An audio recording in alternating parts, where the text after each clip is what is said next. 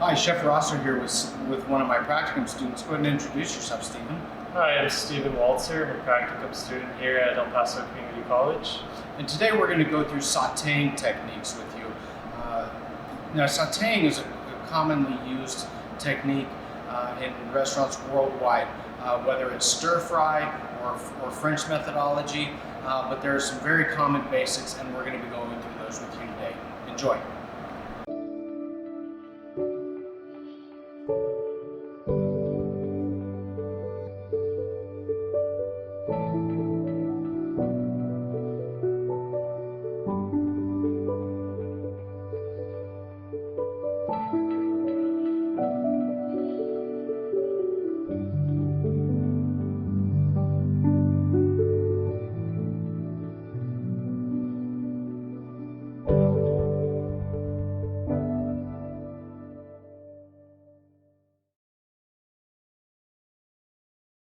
Hi, Chef Rosser back with you. So this time we're going to demonstrate a sauté method with a couple of boneless, skinless chicken breasts. But before we get these into the sauté pan, I want to go through a couple of things with you as far as pounding a chicken breast. We're going to pound these chicken breasts out to get a nice, even, consistent thickness throughout the breast so one side doesn't cook quicker than the other.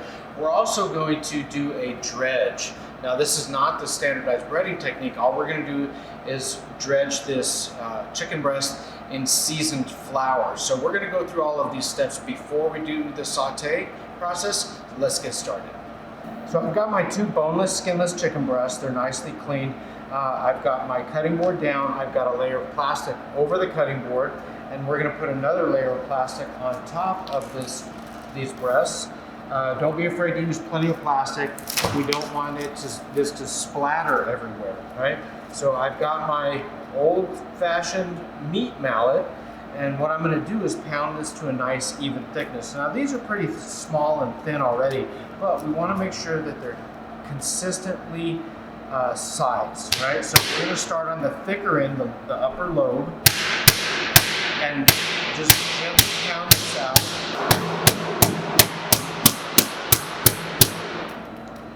Remember, the best measuring tool you have is at the end of your arm. So use your hand to make sure that you've got a nice, consistent, even thickness.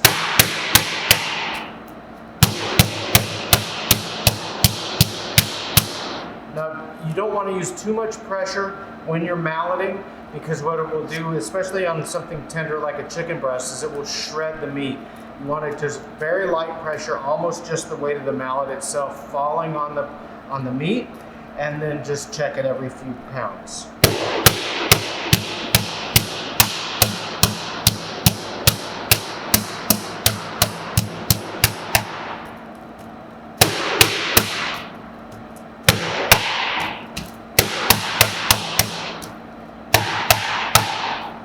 Now, don't be alarmed if you get a lot of spread out of this product, but you need to get it. It will spread, definitely. So this is about 50% larger than when we first put it on our cutting board, and that's fine. This is gonna enable us to cook this one more quickly, get a more even, consistent cook, and a better sauté process out of this particular product.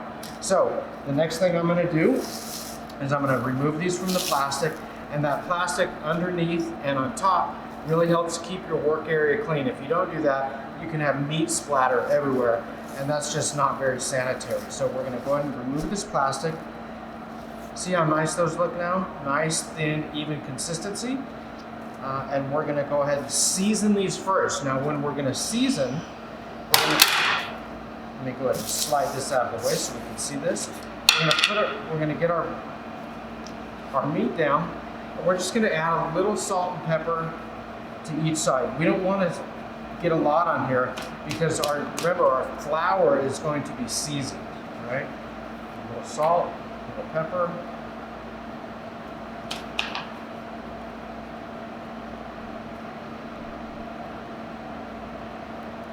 Just a little bit on each side. We need to start seasoning the meat before we get it in the flour. So get that down. And then here I have my all-purpose flour with just a little bit of a poultry blend that we made up here. Just get that mixed in. And we're just gonna evenly coat both sides of this chicken before we saute.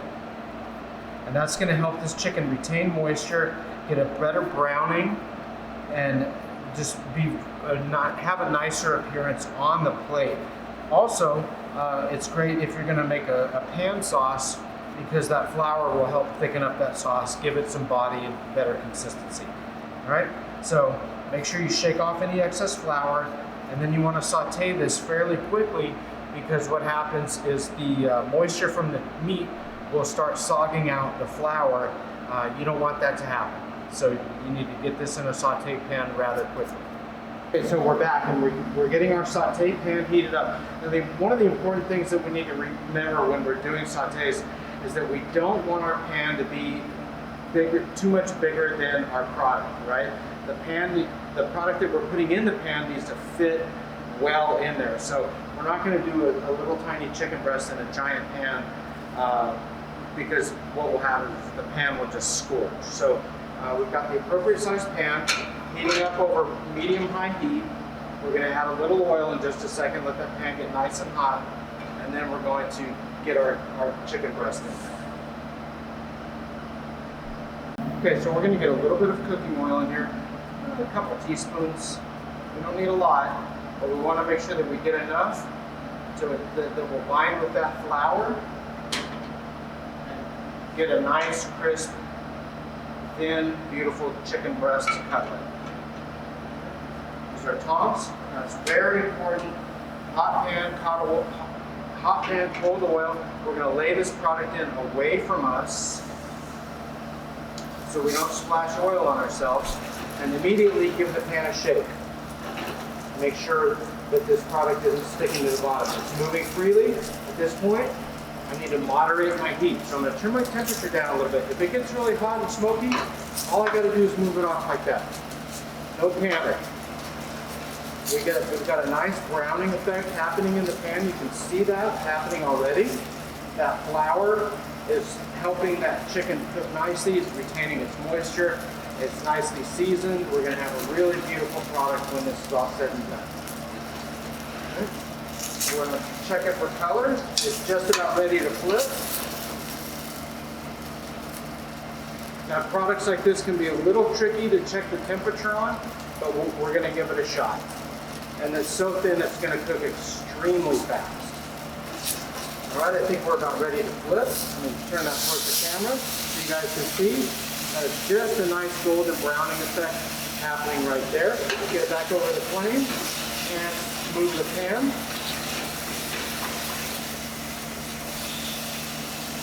And like I said, don't be afraid to turn up or down your heat as you need it. I'm going to turn mine down a little bit. I want the cooking process to slow down at this point so that we get that heat penetration through the entire piece of the meat before it starts burning on the exterior. So we're going to slow it down after we turn it, right? Don't be afraid to move it every once in a while. And now doesn't that color look good? Now, to serve this, you could make a nice pan sauce in here because you've already got the starch and the flavor in the pan. You just need to deglaze and go through your sauce procedure. Just check the color on the other side, which is looking good. Now, if we wanted at this point, we could finish it in the oven, or we can just turn this down and let it kind of go, let it cook a little slower now that we've got our color. If you start getting too much color on one side, guess what you do? Turn it over. That easy. And that is the bottom side.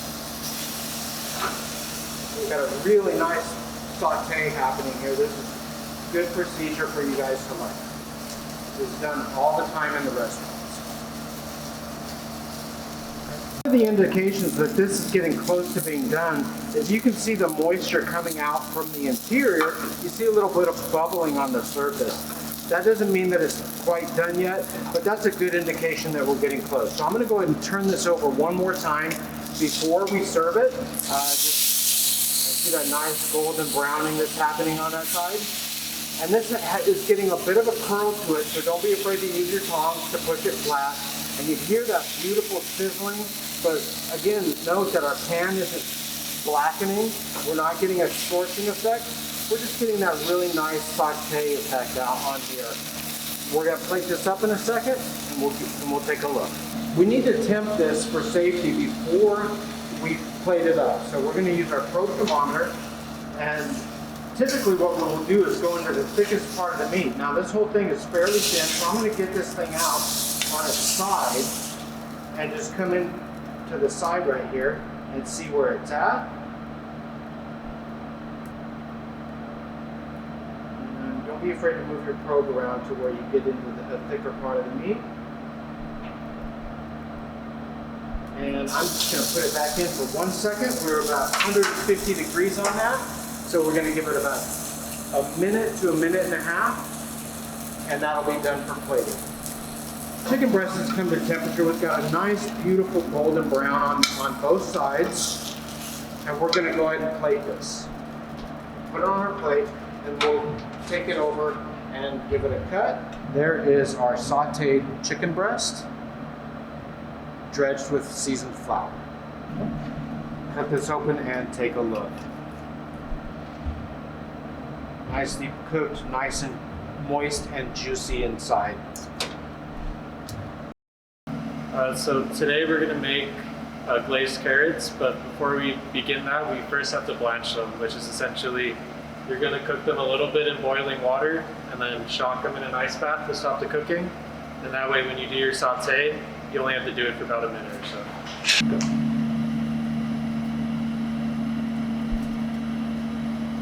I'm going to begin blanching the carrots. These are carrots in a bâtonnet cut, which is 1/4 width, 1/4 height, and then 2 inches in length.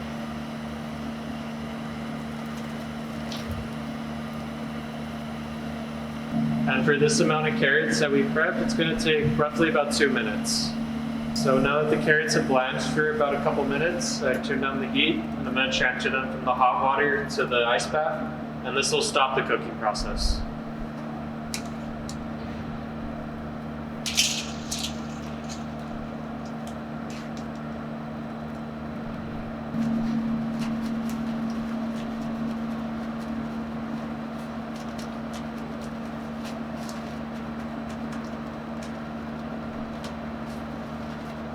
So after we blanch the carrots, we're going to go ahead and drain and dry them off.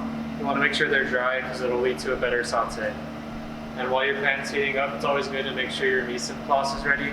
So you have all your seasonings, a dry towel, along with your tongs. So now that the pan's hot, I'm just going to add just a little bit of oil.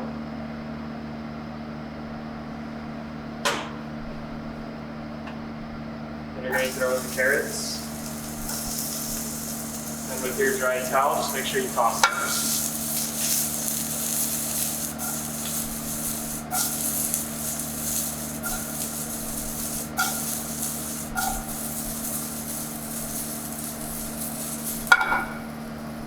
So I'm adding just a little bit of seasoning, just salt and pepper.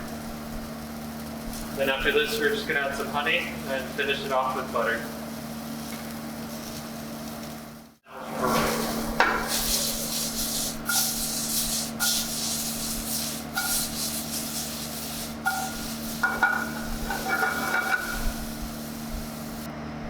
So now that we got the color that we desire for our product, we're going to go ahead and add some honey.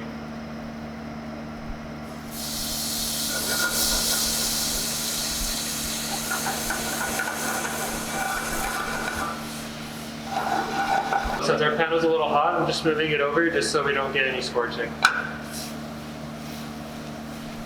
So we're going to finish it off with some butter.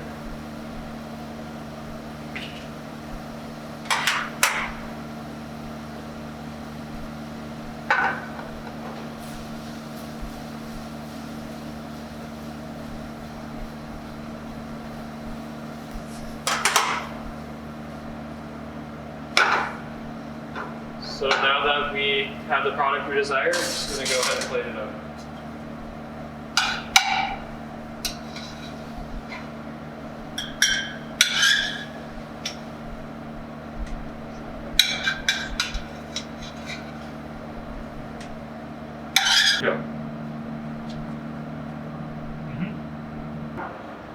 We hope you enjoyed the saute techniques that we went through with you today. Keep looking for new videos on our YouTube channel and let us know if there's anything you'd like to see.